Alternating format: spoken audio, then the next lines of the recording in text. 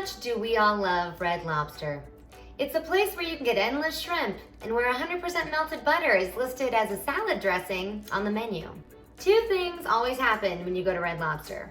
One, you walk in and avoid making eye contact with those sad lobsters in that tank in the lobby. And two, you sit down and you inevitably hear someone say, "Gosh, Karen, I could really come here just for the biscuits."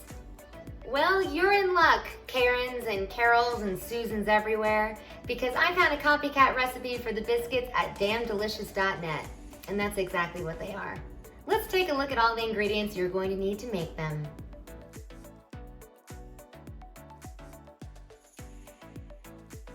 To get started with our biscuits today, we're going to combine all of our dry ingredients into a bowl, starting with flour.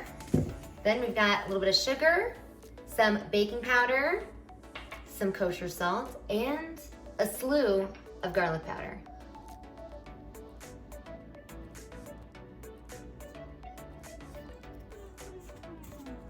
Next, we're gonna whisk together our liquid ingredients. So buttermilk and some melted butter.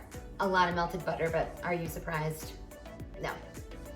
My mom turned me on to the best product ever. It's a buttermilk powder. You can buy it in stores or online, and it's fantastic because all you have to do is reconstitute it with a little bit of water, and you have buttermilk whenever you need it. So it's gonna save you a couple trips to the grocery store. So you'll have more time to eat biscuits.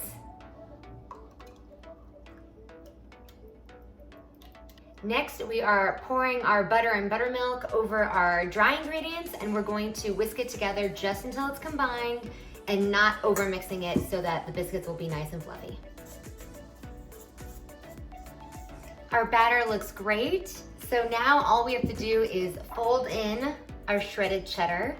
And for anyone who watched Schitt's Creek, folding is just a technique where you gently incorporate ingredients into a mixture without over stirring it or over agitating it so it maintains its kind of fluffy texture. Most of the folding I've done in my day has entailed folding in chocolate or sugar or lemon curd into a whipped cream. Obviously that is very delicate and you have to be very careful. This, not so much. So you're not gonna screw it up, don't worry.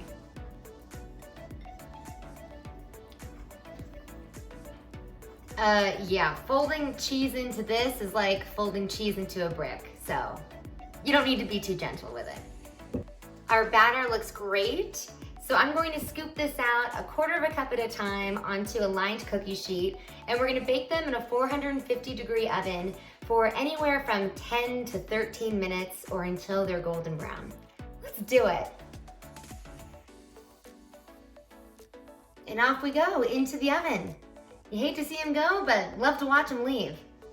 Our biscuits are almost done baking, so I'm going to combine our butter topping because why wouldn't there be more butter in these things?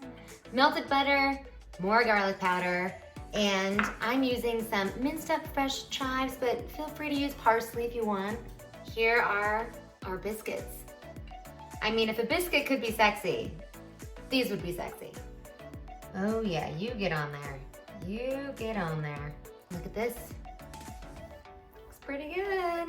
It's a lot of butter and a lot of cheese. Yeah. These are as good as the restaurants, if not better, actually. And you don't have to drive all the way to Red Lobster and buy the obligatory Admiral's Feast in order to eat them. I just thought of how great these would be as a base for an Eggs Benedict.